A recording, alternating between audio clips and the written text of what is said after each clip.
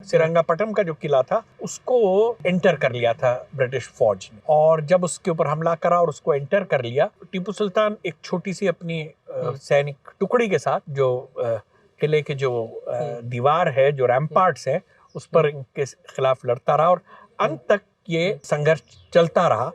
और फिर इस लड़ाई के दौरान ही कंपनी की जो ब्रिटिश फोर्सेस थी उन्होंने किले के ऊपर अपना कब्जा कर लिया। जब कब्जा कर लिया तो उनको ये जानकारी नहीं थी कि टीपू सुल्तान भाग गया है या बच गया है या कहीं पे किले के अंदर छुपा हुआ है, तो वो उसको तलाश करने लगे। और उस तलाश के दौरान किसी ने उनको बताया कि टीपू सुल्तान की जो मृत शरीर है वो और सैनिकों की बॉडीज के नीचे दबा हुआ दरवाजे के पास पड़ा हुआ है, क्योंकि he was fighting almost till the end in this with a few loyal soldiers.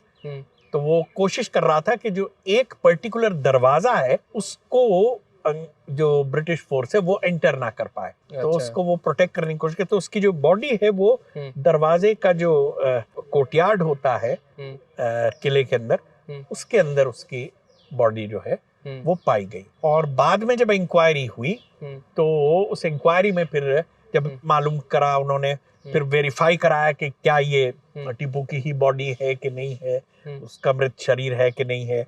तो फिर जब वो आइडेंटिफाई हो गया तो फिर उसके बाद इसके ऊपर थोड़ा सा इन्वेस्टिगेशन हुआ कि ये हुआ क्या था। एक प्राइवेट सोल्जर था, और क्योंकि इस आर्मी में एक प्राइवेट फौजी टुकड़ी भी थी, तो actually British mobilized a huge force, Royal troops, company troops, Hyderabad and some private contingent। ये कुछ प्राइवेट कॉन्ट्रैक्टर्स होते थे जो मर्सनरीज होते थे जिनको रिक्रूट करते थे, जिनका मेन पर्पस होता था लूटपाट करना। तो टीपू सुल्तान की बॉडी उसने देखी, तो उसने टीपू सुल्तान को जख्मी देखा, तो उसने सोचा कि ये इसके पास ज्वेलरी गहने वगैरह पहने हुए है, तो उसने वो छीनने की कोशिश करी, जिसमें टीपू के साथ कुछ संघर्ष हुआ और उसने उसको मार दिया। उसके बारे में जो अभी रिसेंट हमारे को जानकारी मिली है कि वो व्यक्ति कौन था, किस प्राइवेट ये मर्सनरी फोर्स का था, तो वो एक जर्मन वो था सोल्जर,